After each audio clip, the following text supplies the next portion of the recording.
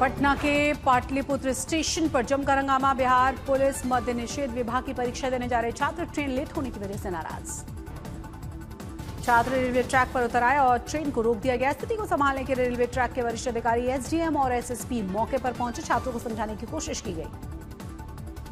छात्रों को अलग अलग परीक्षा केंद्रों तक पहुंचाने के लिए रेलवे ने स्पेशल ट्रेन चलाने की व्यवस्था की। हंगामे के कारण कई ट्रेनें घंटों तक खड़ी रही।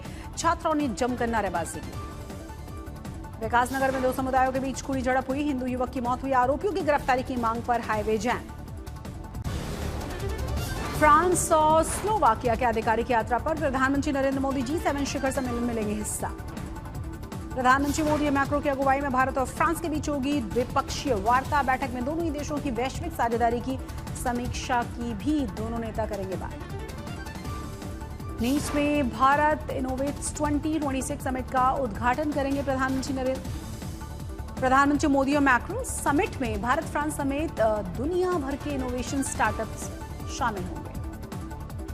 नीस शहर में 14 से 16 जून तक चलेगा भारत इनोवेट्स 2026 समिट। नीस शहर में चलने वाली ट्राम पर लगाए गए भारत इनोवेट्स 2026 के संदेश।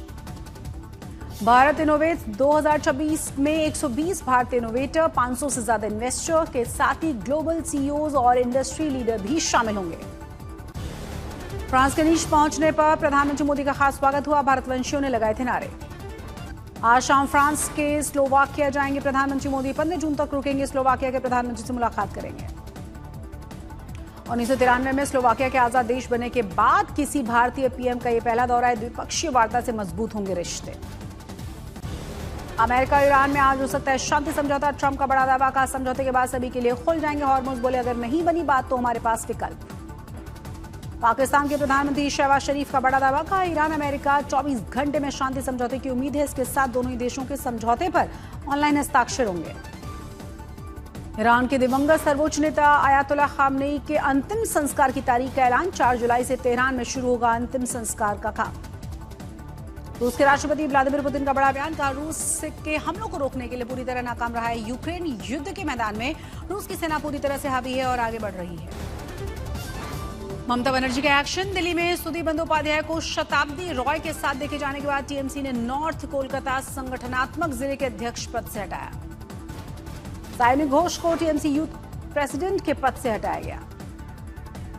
दिल्ली में टीएमसी बागी सांसदों से मिलेंगे सीएम शुभेंदु अधिकारी। सोमवार को लोकसभा स्पीकर से मुलाकात में अलग 2 गुटों की मान्यता देने की मांग कर सकते हैं। अभिषेक बनर्जी पर कल्याण बनर्जी के बदले हैं सुर। कहा वो मेरे बेटे जैसा है, पिता का काम है माफ करना। नगरपालिका भर्ती घोटाले में टीएमसी विधायक मदन मित्रा से 14 घंटे पूछताछ हुई। ईडी ने 2 मोबाइल फोन भी जब्त किए हैं। मदन मित्रा के 8 ठिकानों पर रेड। डायमंड हार्बर से सांसद अभिषेक बनर्जी को आज सीआईडी ने बुलाया है। विधायकों के हस्ताक्षर मामले में पूछताछ। टीएमसी नेता कुणाल घोष आज पूछताछ के लिए बुलाया गया। फर्जी सिग्नेचर मामले में सवाल जवाब। ममता बनर्जी समेत टीएमसी के 5 नेताओं को सांसद काकोली घोष के बेटे का कानूनी नोटिस। का वारासात से कभी भी नहीं मांगा टिकट, लेकिन किया गया झूठा प्रचार। बहरामपुर में कांग्रेस नेता अधीर रंजन चौधरी ने टीएमसी का बढ़ाया सिरदर्द। कहा ममता सरकार के भ्रष्टाचार, तोड़बाजी होनी चाहिए निष्पक्ष व्यापक जांच। रेप मर्डर रंगदारी बंगाल के म्युनिसिपल चेयरमैन के बेटे अभिजीत चटर्जी को गिरफ्तार किया गया। कोर्ट के बाहर अंडे और जूते फेंके गए। पंजाब में गैंगस्टर्स को लेकर केजरीवाल का दावा। पंजाब के अधिकांश गैंगस्टर्स का संबंध पुरानी राजनीतिक पार्टियों से रहा है और वो वर्तमान सरकार के दौरान पैदा नहीं हुए। केजरीवाल ने कहा कि gangster Lawrence Bishnoi Sabarmati jail में बैठकर अपना नेटवर्क चला रहा है और केंद्र सरकार के संरक्षण में उसे पंजाब नहीं लाया जा सकता। पंजाब में कॉकरोच जनता पार्टी की एंट्री। अमृतसर के गोल्डन गेट पर युवाओं की भीड़। नीट और सीबीएसई पेपर लीक मामले में केंद्रीय शिक्षा मंत्री के इस्तीफे की मांग। आजमगढ़ में सीएम योगी का बड़ा बयान। विदेशी आक्रांताओं को नहीं मिलना चाहिए सम्मान। नए भारत में गुलामी का महिमा मंडन नहीं। अखिलेश यादव की बेटी पर गलत टिप्पणियों पर बोले सीएम योगी, बेटी का होना चाहिए सम्मान। जैसे मेरे संज्ञान में आया तो मैंने तत्काल पुलिस से कहा कि इससे एफआईआर दर्ज करवाओ। सीएम योगी अखिलेश पर भी भड़के। कहा अपने चेले चपाटों को भी थोड़ा उपदेश दें कि अपनी भाषा पर संयम रखें, वरना हम उनको अच्छी तरह समझा देंगे। बहराइच में आज ओवैसी के दौरे से पहले गरमाई सियासत। एआईएमएम के यूपी प्रदेश अध्यक्ष शौकत अली ने महाराजा सुहेलदेव को बताया काल्पनिक। ओवैसी को ओम प्रकाश राजभर की नसीहत, कहा यूपी की जनता अपने इतिहास, नायक और सांस्कृतिक विरासत का करना जानती है सम्मान। पेपर लीक पर नीट कोचिंग स्टूडेंट्स के बीच पहुंचेंगे राहुल गांधी, 17 जून से छात्रों के साथ करेंगे संवाद। कोटा से शुरू होगा कांग्रेस का देशव्यापी आंदोलन। नीट पेपर लीक मामले और परीक्षा प्रणाली में गड़बड़ियों से जुड़े मुद्दों पर राहुल गांधी करेंगे चर्चा। 10 जुलाई को प्रयागराज, 11 जुलाई को पटना और 14 जुलाई को दिल्ली में छात्रों से करेंगे संवाद। 8 जून को इंडिया गठबंधन की मीटिंग में राहुल गांधी के भाषण का ऑडियो जारी किया गया। राहुल गांधी ने कहा बीजेपी का देश के सभी अहम संस्थाओं पर कब्जा। राहुल गांधी आरएसएस बीजेपी पर साधा था निशाना, कहा इन दोनों के सामने कभी नहीं झुकूंगा। इंडिया गठबंधन के सहयोगियों को भी राहुल गांधी ने दी नसीहत। 8 जून को मीटिंग में कहा एसपी, टीएमसी, आरजेडी और दूसरी पार्टियों को मानती हैं अब भी पुराने राजनीतिक तरीके काम करेंगे, लेकिन अब बदल चुके हैं हालात। 15 जून से नोएडा के जेवर एयरपोर्ट से शुरू हो जाएंगी उड़ानें। पहले साल में 50 लाख यात्रियों को पहुंचने की उम्मीद। साल 2026 के आखिर तक इंटरनेशनल ऑपरेशन शुरू होने की उम्मीद। एयरपोर्ट की क्षमता बढ़ाकर 7 करोड़ यात्री करने की योजना। 15 जून से एयरपोर्ट पर उड़ान शुरू होने से पहले प्रशासन ने तेज की तैयारियां। यातायात और सुरक्षा की व्यवस्था पर कड़ी नजर। डीसीपी ने की एयरपोर्ट जाने वाले यात्रियों की सुविधा, ट्रैफिक प्रबंधन, पार्किंग व्यवस्था और सुरक्षा इंतजामों की समीक्षा। मेट्रो स्टेशन का भी जायजा लिया। सीएसआई 2025 सर्वेक्षण में जामनगर एयरपोर्ट ने हासिल किया है चौथा स्थान, 5 में से 4.96 अंक लाकर सबसे आगे।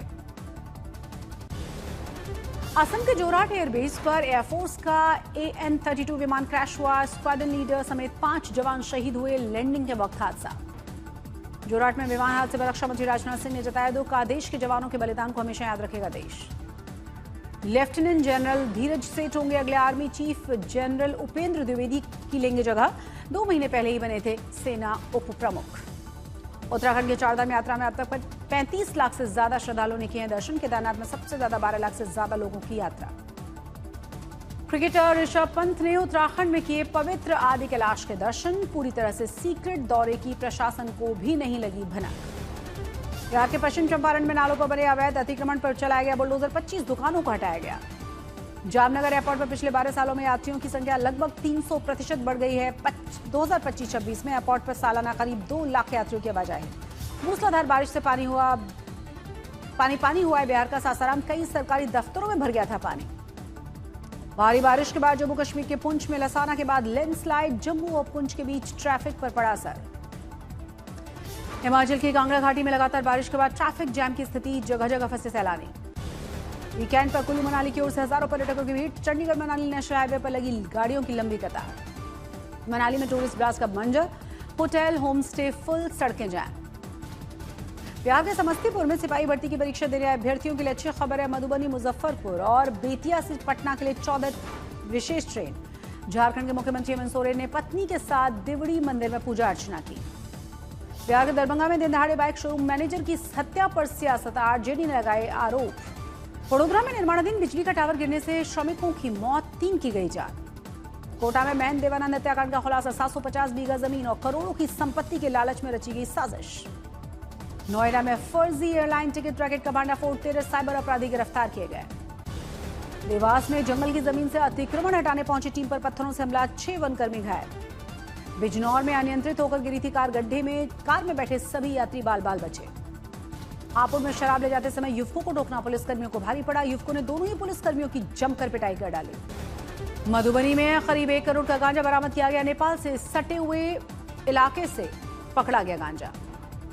बेगूसराय में सिपाही परीक्षा नकल कराने वाले गिरोह का भांडाफोड़, यूट्यूबर, शिक्षक और एक युवक की गिरफ्तारी। अररिया में वारंटी को छुड़ाने के लिए पुलिस टीम पर हमला, 3 अधिकारी समेत 5 पुलिसकर्मी घायल। बेतिया में गांव वालों ने प्रेमी जोड़े की कराई शादी, मंदिर में लोगों की मौजूदगी में विवाह। लातेहार में 2 चचेरी बहनों की डूबने से मौत हुई, गांव में गड्ढे में ही हादसा हुआ। धर्मशाला वनडे में भारत ने अफगानिस्तान को 7 विकेट से मात दी। जीत के लिए अफगानिस्तान ने दिया था 195 रन का लक्ष्य। कप्तान शुभमन गिल ने खेली 84 रनों की नाबाद पारी। केएल राहुल ने बनाए थे 39 रन। 13 गेंद रहते हुए टीम इंडिया ने हासिल किया था लक्ष्य। 195 रन बनाने में ऑल आउट हो गई थी अफगानी टीम। धर्मशाला वनडे में अफगानिस्तान की ओर से ओपनर गुरबाज ने खेली थी 102 रन की पारी। हर्ष दुबे ने 47 रन देकर लिए 3 विकेट।